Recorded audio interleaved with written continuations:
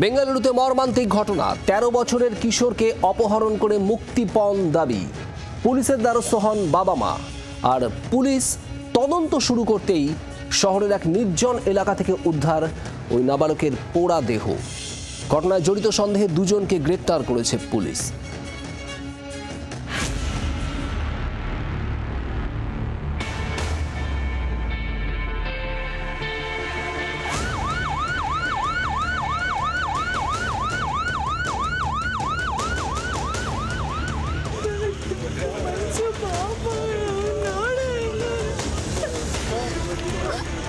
বেঙ্গালুরু স্কুলের ১৩ বছরের পড়ুয়া বুধবার বিকেল ৫টা নাগাদ টিউশনে যাওয়ার জন্য বাড়ি থেকে বেরোয়।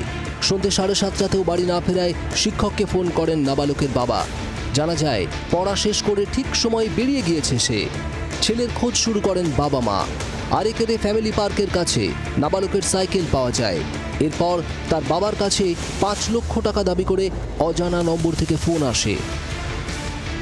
ছেলেকে অপহরণ করা হয়েছে এই অভিযোগ জানিয়ে এরপর হুলিমাভু থানার দ্বারস্থ হন বাবা মা। অজানা কলারের লোকেশন ট্র্যাক করে তদন্ত শুরু করে পুলিশ। তল্লাশি চলাকালীন বৃহস্পতিবার রাতে শহরের থেকে সামান্য দূরে কাকগালিপুরা রোডে একটি নির্জন জায়গায় নাবালকের দগ্ধ দেহ উদ্ধার করে পুলিশ। আগুনে পুড়ে কালো হয়ে গিয়েছে বুক ও দেহের বিভিন্ন অংশ। বৃহস্পতিবারই দুষ্কৃতীদের খোঁজে তল্লাশি শুরু করে পুলিশ। কাকগালিপুরা রোডে ২ সন্দেহভাজনকে ধরতে গেলে পুলিশকে লক্ষ্য করে গুলি চালায় দুষ্কৃতীরা। পাল্টা গুলি চালায় পুলিশও। এরপর গুরুমূর্তি এবং গোপাল কৃষ্ণ নামে দুজনকে গ্রেপ্তার করে পুলিশ।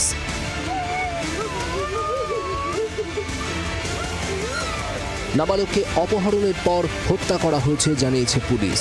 কিন্তু পুলিশ তদন্তে নামতেই কেন খুন? জীবন্ত পুড়িয়ে খুন, নাকি প্রমাণ লোপাটে খুনের পর দেহ পুড়িয়ে দেওয়ার ছক? সবটাই খতিয়ে দেখছে পুলিশ। ব্যুরো রিপোর্ট, জি24 ঘন্টা। বাংলার আওয়াজ, বাঙালির আবেগ, জি24 ঘন্টা।